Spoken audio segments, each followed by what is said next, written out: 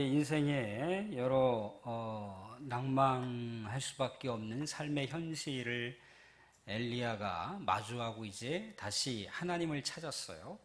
하나님을 찾아서 자신의 삶의 내용들을 이제 하소연하고 이제 하나님께로부터 자기의 생명을 취해달라고 간청하기 위해서 하나님을 찾아간 거죠. 어떻게 보면은 자신이 이 거대한 영적인 어떤 기가 막힌 체험들을 했음에도 불구하고 그 영적 체험이라고 하는 것이 뭐 지속적으로 이루어질 수 있는 게 아니잖아요.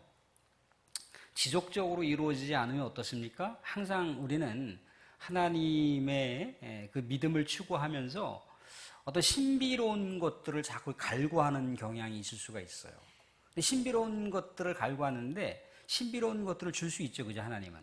그런데 그 신비로운 것에 자기의 신앙을 가둬버리게 되면 그런 신앙을 추구할 수밖에 없어요.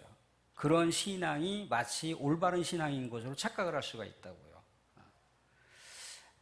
엘리야가 엄청난 하나님의 그 기적과 이적을 체험했잖아요, 그죠? 그런데 그가 이렇게 하루아침에 꼬꾸라져 버렸어요, 그죠? 전혀 예상하지도 못하는. 어떻게 보면 우리와 동일한 어떤 성경을 갖고 있는 그런 단면들이 엘리야에게도 보였던 거예요. 성경은 위인전기가 아닙니다. 어떤 위대한 인물에 대한 역사를 기록하기도 하지만 그 위대한 인물의 역사가 때로는 정말 그 바닥을 치는 그런 모습까지 적나라하게 얘기하는 게 이제 성경이에요. 엘리야는 어땠습니까? 이제 하나님을 찾았어요. 온 그 이스라엘 전역이 분명히 하나님의 역사를 증명했는데도 불구하고 하나님께로 돌아오지 않으니까 거기서 오는 어떤 여러 가지 그 좌절과 또 자기 연민에 이제 사로잡혀서 죽기를 청혼하러 이제 갔다가 하나님께서 이제 넉넉하게 위로해 주시는 거예요. 다시 새 힘을 얻을 수 있도록. 그래서 어떻게 했던가요? 이제 8절 보시면 하나님의 산 이제 호렙에 갔어요. 그때 하나님께서 뭐라고 얘기하시나요? 9절에도 나와 있지만 거기 이제 적당한 굴에 들어가서 이제 하룻밤을 이제 묵었어요. 하나님께서 이제 엘리야에게 뭐라고 얘기하냐면 이렇게 얘기를 해요. 엘리야야, 내가 어찌하여 여기 있느냐? 엘리야야, 내가 어찌하여 여기 있느냐라고 물어봅니다. 근데 이 하나님께서 주시는 이 물음은요, 엘리야 선지자에게 뭔가 호되게 호통을 치는 장면이 아닙니다. 뭔가 엘리야에게 왜 너가 감당해야 할 사명은 바로 북이스라엘 그쪽인데 왜 자꾸 이 남쪽으로 내려와서 여기 머무르고 있는 이유가 뭐냐라고 이렇게 물으실 때 뭔가 이렇게 사명을 감당하지 못한 것에 대해서 하나님께서 지적하시는 게 아니라는 거예요. 어떻게 하다가 이렇게 낭망했느냐, 어떻게 하다가 이렇게 좌절했느냐라고 물어보시는 거예요. 어떤 어려움이 있었느냐라고 물어보시는 거예요. 이 상담의 가장 기초가 뭡니까? 상대방에 물어보는 거예요. 물어보고 상대방의 이야기를 들어주는 거예요. 상담의 가장 기초적인 거예요. 상담 이론에. 어떻게 했습니까? 이제 엘리야가 쭉 얘기를 하는 거죠. 하나님 정말 열정을 다해서 하나님을 섬겼고 하나님의 살아계심을 증명했고 그래서 이스라엘 백성들이 돌아오기를 하나님께서 이스라엘 백성들을 다시금 돌이키게 한다라고 하는 그런 우리 하나님의 그 놀라운 역사적인 과업을 넉넉하게 펼쳤는데도 불구하고 이스라엘 백성들은 하나님의 언약을 저버렸더라는 거예요. 하나님의 언약을 저버리고 하나님의 제단을 다 헐어버렸다는 거예요. 우상을 섬기는데 급급하고 우상에 완전히 물들어 있어서 하나님을 추구하려고 했었던 또 하나님의 믿음을 지키려고 했었던 하나님의 제단을 지키려고 했었던 하나님의 선지자들마저 죽이려고 했고 죽였고 또 이제 나만 남았는데 나마저도 이제 죽이려고 하고 있습니다 라고 하는 어떻게 보면 굉장히 이스라엘의 현주소에 대해서 뭔가 하소연하듯이 자기 연민을 포함한 여러 가지 사정을 하나님한테 얘기하는 건데 사실 이 이야기에는 과장이 좀 되어 있죠, 그죠? 사람이 자기 연민에 이렇게 갇혀서 얘기를 하다 보면요, 이게 상대방으로 하여금 어떤 그 과도한 집중을 받기 위해서 때로는 좀 뻥튀기를 해요. 뻥튀기를. 있는 그대로의 팩트를 얘기 안 하고 더 처절하고 더 연약하고 더 내가 힘들다라고 하는 것을 강조하기 위해서 이렇게 얘기한다는 거예요. 어떻게 여기 엘리야만 남았습니까? 엘리야만 남는 거 아니잖아요. 그죠? 오바댜라고 하는 사람도 남았고 또 오바댜가 숨겨준 선지자들도 남았고 하나님이 말씀하신 바알에게 무릎 꿇지 아니한 바알을 섬기지 아니하는 7,000명도 남아있잖아요. 그죠? 그런데 여하튼 하나님께서는 이 엘리야가 얼마나 영적으로 고독하고 힘들었는지에 대해서 충분하게 품으시고 또 헤아려 주시기에 하소연들을 충분하게 얘기할 수 있도록 그렇게 하셨다는 거예요. 우리들도 누군가가 우리가 어떤 일들에 힘들어할 때 누군가에게 막 이거 하소연하면 그 일순간에 좀 후련해지잖아요. 그죠? 반복적으로 되면 안 됩니다. 후련해지는 경향이 있어요. 반복적으로 되는 건 하나님을 찾아가셔야죠. 그죠? 반복적으로 사람 붙들고 얘기해봐야 한 번, 두 번 정도는 위로받을 수 있을지 몰라도 해결책이 없는 거예요, 해결책이. 아무튼간 이제 하나님은 어떻게 했던가요? 이제 첫 번째는 뭐예요? 이 엘리야에게 그 속 사정을 듣고자, 속 사정에 대한 이야기를 듣고자, 너가 이렇게 힘들어하는 이유가 도대체 무엇이더냐라고 이제 물어보셨어요. 그죠? 엘리야의 그 저 깊숙한 곳에서의 아픔과 상처와 또 패배와 그 우울한 마음들을 턱 터치해 주시는 거예요. 하나님 말씀을 통해서. 이제 두 번째 주시는 말씀이 있습니다.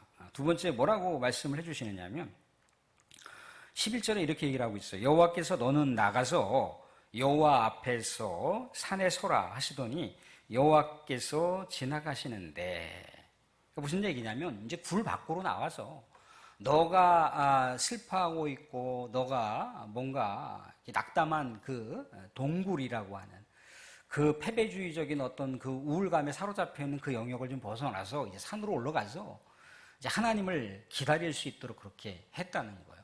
호렙산에서는 일찍이 누가 하나님을 만났습니까? 모세가 하나님을 만났잖아요. 그죠? 하나님을 만나서 특별한 사명을 부여받았던 장소가 호렙이잖아요. 그죠? 그래서 이제 엘리야도 이제 먼저 자기보다 앞선 시대의 선조였던 모세를 이제 떠올리면서 하나님을 마주할 것을 이제 기대했겠죠. 자, 근데 모세는 그렇게 하나님을 통해서 이미 출애굽기를 보시면 하나님이 때로는 지진으로도 자신의 임재를 보여주셨고 불로도 임재를 보여주셨고 강한 바람으로도 모세에게 하나님의 임재를 보여주셨어요. 그죠? 강력한 어떤 시청각 교육을 통해서 하나님의 살아계심을 모세에게 제공해 줬죠. 그죠? 모세가 이런 하나님, 이렇게 살아계신 하나님께서 너와 함께 함으로 인해서 너가 애굽에 있는 너의 동포들을 구원할 수 있는 사명을 감당하라. 그러니까 하나님께서 뭔가 때로는 강력한 시청각 교육을 통해서 그 사람의 믿음을 확 이렇게 돋궈주는 경우도 있어요. 괜히 그 믿음이 좌절될까봐 시의적절하게 어떤 기적을 체험하게 하고 또 여러 가지 환상을 체험하게 하기도 하고 또 그렇게 하실 수도 있는 분이라는 겁니다. 근데 엘리야를 가만히 보세요. 호렙산에서 하나님을 기다리라고 그랬잖아요. 그죠? 기다렸는데 뭔가 강한 바람이 막 산을 막 훑고 지나가는 거예요. 바위를 막 부시는 것 같은 그런 느낌들이 막 들어요. 모세 때 강한 바람으로 임하셨던 그 하나님께서 이제 나타나셨는가 보다라고 했는데 그 강한 바람에 하나님이 계셨습니까? 하나님이 안 계셨어요. 그리고 이제 또 뭔가 지진으로 임했단 말이죠. 그죠? 11절 하반절 보시면 뭔가 바람 후에 지진이 있으나 지진 가운데서도 여호와께서 계시지 아니하며 하나님의 임재를 상징하는 게 지진이에요. 그 지진인데 지진을 통해서도 하나님의 임재가 나타나지 않더라는 거죠.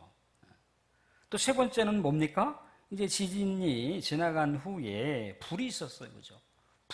불로도 하나님께서 임재해 주시는데 불로도 하나님께서 나타내 주시지 않는 거예요. 강한 바람, 지진, 불로도 하나님의 임재를 드러내지 않으셨다는 거죠. 이렇게 뭔가 강력한 이적과 또 기적과 그런 것들을 많이 체험한 엘리야에게는요, 더 이상의 이런 이적들은 필요가 없어요, 사실. 기적을 늘 언제나 밥 먹듯이 기적을 체험한 사람한테 무슨 기적 2번, 3번, 4번 보여줘봐야 무슨 의미가 있어요. 의미가 없단 말이죠. 그래서 하나님께서 하나님의 존재를 어떻게 드러내셨던가요? 오늘 12절 보시면 12절 같이 한번 읽어볼게요. 12절 같이 시작. 또 지진 후에 불이 있으나 불 가운데서도 여호와께서 계시지 아니하더니 불 후에 세미한 소리가 있는지라. 세미한 소리. 이 세미한이라고 하는 게 합성어예요. 합성어.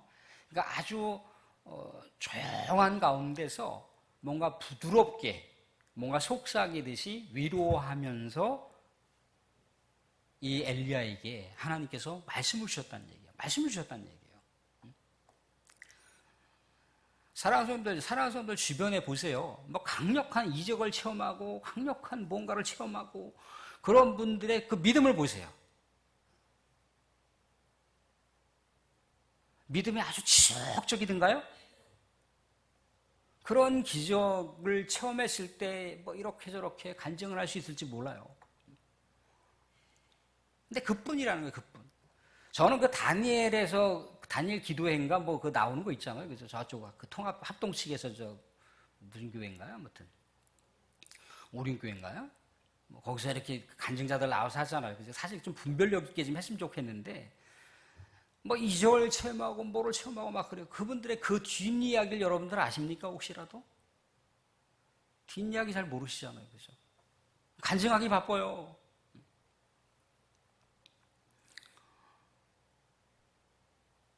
세미한 소리로다가 하나님께서 이제 들려주신 건 뭔가요? 또 물어보세요, 또. 엘리야에게 13절에 엘리야야 내가 어찌하여 여기 있느냐? 어떻게 너가 좌절하고 있느냐? 다시 일어서야 되지 않겠느냐라고 이제 물어보시는 거예요. 근데 엘리야가 이제 다시 이제 하나님한테 자기의 하소연을 얘기하면서 정돈해 가는 거예요. 사실 이게 이제 기도거든요. 하나님 앞에서 묵상하고 하나님 앞에서 기도하고 이제 그러면서 삶을 정돈하는 거예요. 삶을. 이런 여러 가지 속 깊은 이야기를 사람한테도 할 수 있어요. 있는데 이게 정돈이 안 된다. 더 어수선해. 왜? 상대방이 또 뭔가를 자꾸 얘기하면 그 이야기를 듣고 자꾸 정돈해가. 저 사람도 내가 어떤 A라고 하는 사람하고 꽉 해서 부딪혀갖고 갈등이 생겼어요. 하나님한테 기도를 하면서 이렇게 보니까 저 사람도 저럴 만한 사정이 있었겠지. 저 사람이 뭐 꼭 그렇게 나한테 반응한 것은 어떻게 보면 그냥 일시적인 어떤 그런 모습이었겠지. 나를 정말 미워서라기보다도 그냥 뭔가 욱하니 한 무엇이겠지. 이렇게 이제 이해하는 마음이 생기는데 자꾸 사람한테 얘기하면 뭐야. 아유, 너를 얼마나 미워했으면 그렇게 얘기하겠어. 자꾸 마음의 분열이 더 갈래갈래 찢겨지는 거예요. 근데 지금 엘리야가 하나님한테 얘기하면서 정돈해 가고 있는 거예요. 정돈해 가고 있어요. 그러니까 하나님이 또 어떻게 하시든가 이제 사명을 부여하시더라는 거죠. 어떻게 사명을 부여하십니까? 15절 같이 한번 읽어보겠습니다. 15절도 같이 시작. 여호와께서 그에게 이르시되 너는 내 길을 돌이켜 그거 그냥 보시면 됩니다. 내 길을 돌이켜. 뭐예요? 다시 사명자로 돌아가라는 거죠. 돌아가라. 사명자라고 돌아가라고 얘기하고 있습니다. 이건 뭘 얘기하는 건가요? 하나님의 말씀을 통해서 이미 엘리야가 충분하게 회복이 됐다라고 하는 것을 증명해 주고 있는 거예요. 그럼 3가지 사명을 주죠. 그죠? 하사엘이라고 하는 사람을 통해서 이방 아람 왕으로 기름 부어 세울 것. 또 예후라고 하는 사람을 통해서 북이스라엘의 차기 왕으로 세울 것. 또 엘리사를 통해서 이 엘리야 선지자의 후계자로 세울 것. 그렇게 3가지 특명을 하나님께서 다시 부여하시더라는 거죠. 그러면서 그 하나님께서 사명을 부여하실 때 뭐라고 얘기하시던가요? 18절에 우리가 익히 잘 알고 있는 대로다가 그러나 내가 이스라엘 가운데 7,000명을 남기리니 다 바알에게 무릎 꿇지 아니하고 다 바알에게 입 맞추지 아니한 사니라. 7,000명이라고 하는 숫자는 1,000, 2,000, 3,000, 4,000, 5,000, 6,000, 7,000 꼭 그렇게 숫자를 얘기하는 건 아닙니다. 아직도 남아있는 자들이 있다는 거예요. 남아있는 자들, 이 7천이라고 하는 숫자 생각해 보세요. 몇백만 명이나 되는 숫자하고 비교해서 생각해 보면 이게 많은 숫자입니까? 적은 숫자입니까? 결코 많은 숫자는 아니에요. 그렇지만 엘리야가 마치 홀로 고독하게 그 길을 가고 있는 것 같이 하나님한테 하소연했지만 그건 아니다. 또 다른 남은 자들, 또 다른 하나님을 경외하고 우상을 섬기지 않기로 결단한 믿음의 사람들이 아직도 있다. 그러니까 하나님께서 모세가 그런 사명을 감당하게 했을 때 하나님께서 또 다른 지원자들, 또 다른 사명자들을 하나님께서 보존하고 계시다라고 하는 얘기 해주고 있는 거예요. 말하자면 지금 엘리야가 사명을 감당하게 했을 때 하나님께서 엘리야에게 힘을 실어주는 격려의 메시지를 하고 있는 거예요. 사실 우리는 여기서 한 가지 알 수 있는 게 있습니다. 뭘 알 수가 있습니까? 하나님의 역사는요, 수많은 사람들을 통해서 세워가는 게 아닙니다. 우리는 노아 시대를 알아요, 그죠? 노아 시대 이 땅 가운데 지상에 살고 있던 사람들이 참고하게 아담 이후에 900몇 세까지 살면서 얼마나 많은 자녀들을 출산했겠습니까, 그죠? 그 많은 자녀들이 우리 하나님의 죄악에 만연되어서 하나님을 저버리고 살아가는 거예요. 하나님께서 원하시는 삶을 살아가지 않는 거예요. 그게 이제 타락이잖아요, 그죠? 아담 이후에 타락이 그렇다는 거예요, 타락이. 하나님을 경외하는 사람들을 찾기가 힘든 거예요. 그런데 하나님을 경외하는 사람이 있어요. 그 사람이 누구였던가요? 노아라고 하는 사람이 노아라고 하는 사람을 통해서 노아 가족들과 더불어서 방주를 짓게 하잖아요, 그죠? 하나님의 구속의 역사는 수백 명, 수천 명이 아니라 노아 가족이었다는 거예요. 노아 가족을 통해서 하나님의 그 다음 구속 역사의 행보를 이어가는 것을 우리가 말씀을 통해서 보게 되더라는 거죠. 결국 이스라엘 백성들이 정말 저 뼛속 깊이 하나님을 저버리는 그 이스라엘 백성들의 삶이었지만 그럼에도 불구하고 하나님께서는 남은 자를 통해서 엘리야나 7천 명 남아있는 사람들을 통해서 하나님의 믿음의 역사를 펼쳐가신다라고 하는 의미심장한 이야기를 지금 엘리야에게 해주고 있는 거예요. 혼전한이라는 거죠. 하나님께서 엘리야와 함께 하시는 거고 또 하나님께서 세우신 사람들과 더불어서 하나님의 신앙의 역사, 신앙의 계보를 계속해서 이어간다라고 하는 거예요. 그래서 첫 번째 누구를 만나나요, 엘리야가?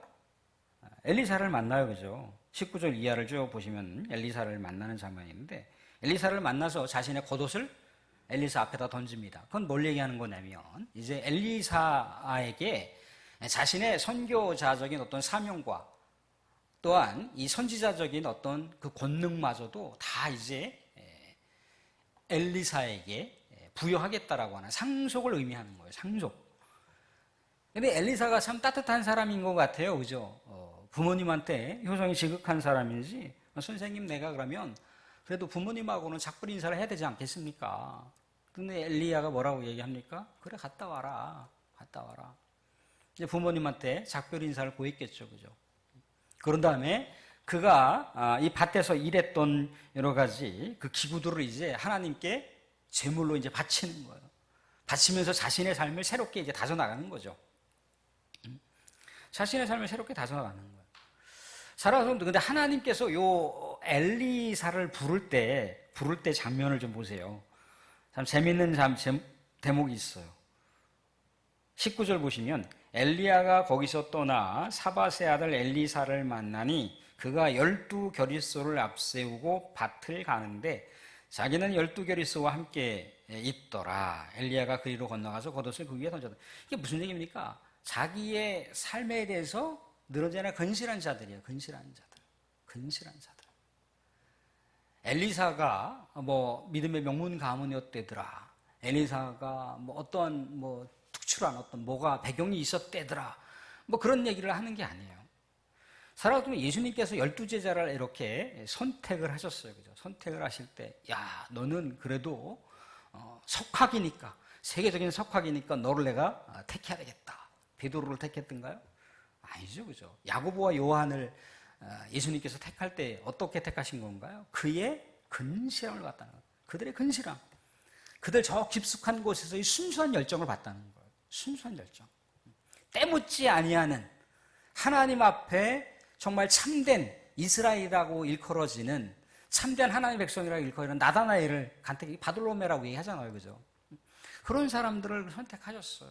세상 가운데 삐까번쩍 세상 가운데 뭔가 명성이 나 있는 그런 사람들이 아닌 거예요. 늘 언제나 우리 하나님 앞에 소박하고 하나님 앞에 정말 정결한 믿음의 모습으로 늘 언제나 하나님 앞에 성실하게 살아가려고 하는 사람들을 발탁했다라고 하는 것을 알 수가 있습니다. 엘리사가 그래서 이제 엘리야의 후계가 되는 그런 모습을 말씀 가운데 우리는 보게 되는 거죠. 사랑하는 성도들, 말씀을 좀 정돈하겠습니다. 사랑하는 성도들, 여러 가지 삶의 상황 속에서 참 답답하고 괴로운 여러 가지 삶의 내용들이 있을 수 있습니다. 그것이 뭐가 돼야 된다고요? 하나님께 나아갈 수 있는 매개체가 되면 좋을 것 같아요. 하나님께 나아갈 수 있는 매개체. 하나님한테 나아갈 수 있는 매개체라고 하는 건 뭡니까? 내 힘으로 우리 인생의 여정길을 살아갈 수가 없으니까 다시금 하나님께서 사랑하는 아들아, 사랑하는 딸아, 내가 있지 않니? 내가 있지 않니? 다시 우리의 삶 속에 하나님 들어오시고 싶으신 거예요. 들어오시고 싶은데 문을 꽝 닫아버리면 안 되잖아요. 그죠? 문을 열어놓고 우리가 개인적으로 하나님께 나아가시든지 아니면 공동체적으로 또 나아가시든지 아니면 아침 일찍 또 하나님께 나아가든지 저녁에 잠을 청하기 전에 하나님께 나아가든지 그렇게 하나님하고 은밀하게 교제할 수 있는 교제의 여백이 늘 언제나 우리 가운데 있어야 되는 거예요. 심지어 분주한 일터에서라도 짧은 몇 마디라도 하나님 내가 누구를 지금 만나러 가야 되는데 참 어떻게 해야 될지 모르겠어요. 하나님 정말 그 안에 좋은 만남이 되게 해주시고 좋은 거래가 되게 해주시고 또 그렇게 뭔가 좋은 우리 하나님의 샬롬이 임하는 그런 게 있게 해주십시오라고 하나님께 그렇게 소소한 것이라 할지라도 하나님하고 함께 가는 거예요. 함께 가는 거예요. 기도하면서 함께 가는 것이고 기도하면서 함께 갈 때 하나님 우리의 삶에 동행을 하시잖아요. 엘리야도 그렇다는 거죠. 그죠? 우리의 삶의 사연을 하나님과 함께 하라. 두 번째는 뭔가요? 하나님은요, 여하튼 이 세상 남아있는 사람들을 통해서 하나님의 구속의 역사를 펼치신다는 거예요. 그 남아있는 사람이 우리가 되기를, 그 남아있는 사람이 나 자신이 되기를 우리 사모해야 된다는 거예요. 우리가 훗날 하나님 앞에 만났을 때, 하나님 앞에 우리가 섰을 때, 하나님 내가 한다고 했는데 내 인생 여정길 하나님 바라보실 때 참 부족함이 많았지만 그래도 하나님 내가 남아있는 우리 하나님께서 사랑하는 그런 사람이 되기 위해서 정말 내 온 영을 다하여 전심으로 그렇게 살아왔습니다. 하나님 아시죠? 까지는 돼야 되잖아요. 그죠? 하나님 아시죠? 까지는 돼야 된다는 거예요. 그래서 남아있는 사람이 되기를. 우리가 이 거친 세상에 얼마나 이 교회 안에 심지어 목사의 생각 저 깊숙한 곳에까지 세속화의 물결이 엄청나게 넘실넘실거려요. 이럴수록 어떻게 합니까? 우리는 더 우리 하나님 앞에 정갈한 우리 하나님의 순수한 열정이 있는 믿음의 사람으로 자꾸 남아있는 그 사람으로 남아있는 사람으로 우리 서기를 그렇게 사모하셔야 된다는 거예요. 또 마지막으로 뭡니까? 또 엘리야가 엘리사를 불렀을 때 어떤 모습이었나요? 정말 그의 마음이 깨끗했다는 거죠. 가족들에 대한 그런 깊은 관계를 완전히 단절한 게 아니라 단절했다기보다도 잘 정돈한 우리 사람과 사이에서도요 관계가 확 뒤틀리면요 그 관계가 회복되는 게 쉽지 않아요. 나이 60 넘으면요 한번 관계가 틀어지잖아요. 그 관계 회복될 것 같지만 회복될 것 같다가도 다시 틀어져요. 그럼 어떻게 해야 되나요? 그 관계를 아름다운 관계로 정돈을 해야 돼요. 다시 옛날의 관계는 돌아갈 수 없다 할지라도 관계를 정돈하셔야 돼요. 최소한 악의적인 대적자는 만들지 말아야지. 됐어. 아무튼 이 엘리사의 모습을 통해서 순수한 열정을 갖고 있고 순수한 가족 사랑의 모습을 우리가 알 수가 있어요. 사랑하는 하나님 앞에 깨어있다고 가족을 저버리시면 안 돼요. 가족을 정말 잘 사랑하셔야 돼요. 가족을 정말 관리 잘 하셔야 돼요. 또 그것이 수신제가. 가족도 잘 보살펴.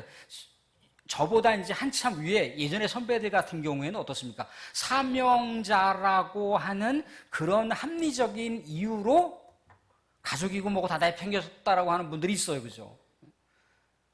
그건 진정한 사명이 아닙니다. 하나님 그렇게까지 해서라도 하나님의 사명을 감당할 수 있는 그런 어떤 시대적인 뭔가가 있으면 그럴 수밖에 없는 뭔가가 있지만 그렇지 않고선 다 합리화에 지나잖아요. 가족을 사랑하셔야 돼요. 가족을. 자기 일을 사랑하셔야 돼요.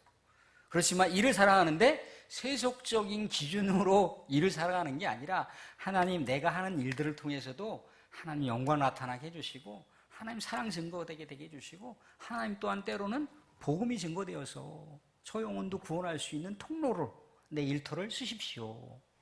내가 또한 그 일터를 통해서 또 기도할 수 있잖아요. 기도의 통로가 될 수 있도록 그 일터를 내가 사용할 수 있게 해주십시오 라고 할 수가 있잖아요. 사랑하는 성도들, 우리가 하나님 앞에 오늘 주신 말씀처럼